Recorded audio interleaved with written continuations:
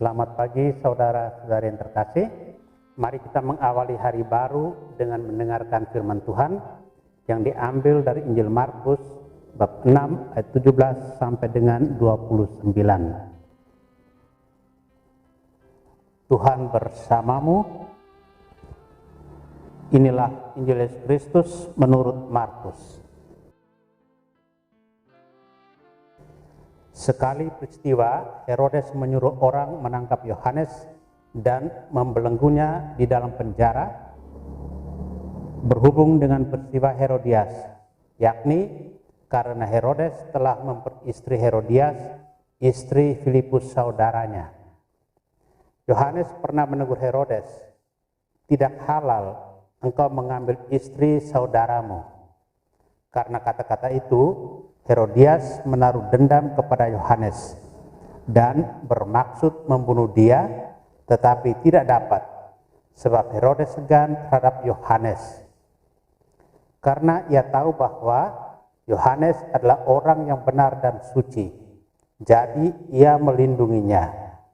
Tetapi setiap kali mendengarkan Yohanes, hati Herodes selalu terombang-ambing.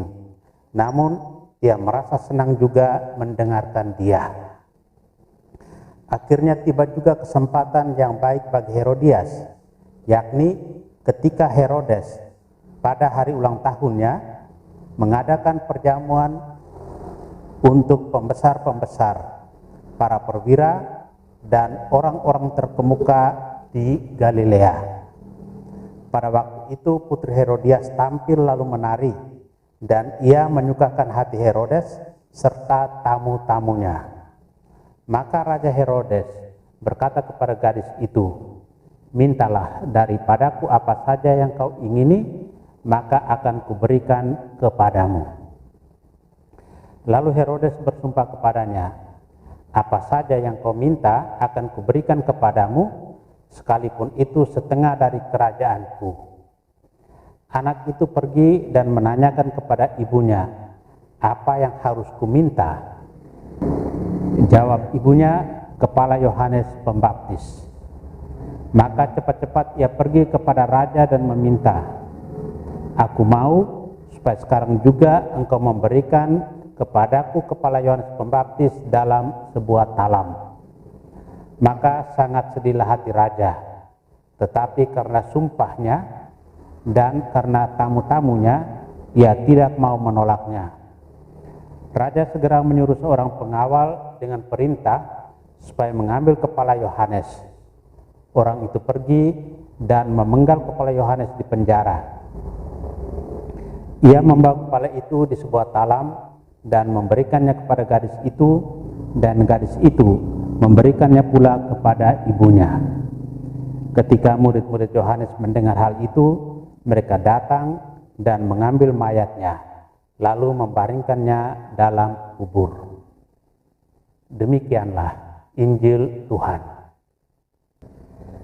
Gengsi dan citra diri. Saudara yang terkasih, hari ini gereja memperingati wafatnya Santo Yohanes Pembaptis.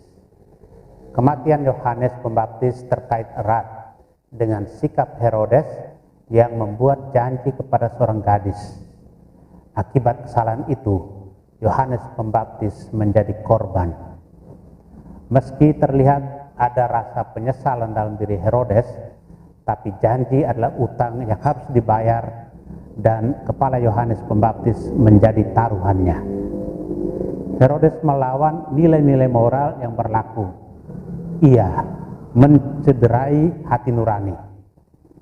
Kematian Yohanes Pembaptis adalah konsekuensi perjuangan menegakkan kebenaran. Sosok yang berani menyuarakan kebenaran dan berani menanggung segala risiko yang terjadi. Dengan peringatan ini, gereja ingin mengajak kita untuk menjadi pejuang kebenaran. Banyak di antara kita yang belum berani menyuarakan kebenaran seperti Yohanes. Kita khawatir orang sakit hati, kita khawatir mencampuri urusan orang, khawatir dibenci, diancam, ditolak, dan lain-lain. Saudara terkasih, mari kita berusaha menjadi duta kebenaran sebagaimana diteladankan oleh Yohanes Pembaptis. Jangan sampai kerinduan kita akan kebenaran dikalahkan oleh sikap egoisme kita. Semoga roh kebenaran yang hadir dalam diri kita menggerakkan hati kita untuk setia menegakkan kebenaran. Amin.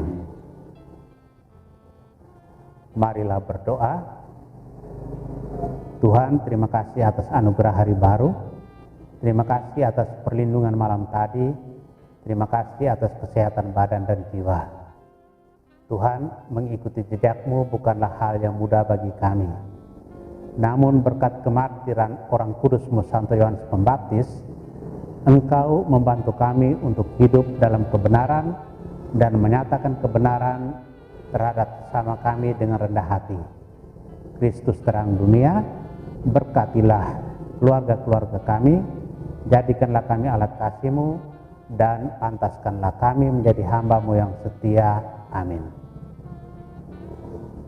Tuhan bersamamu. Semoga keluarga kita, orang-orang yang kita kasih dan doakan, seluruh aktivitas kita hari ini dilindungi, dibimbing, dan diberkati oleh Allah yang Maha Kuasa, Bapa dan Putra dan Roh Kudus. Amin.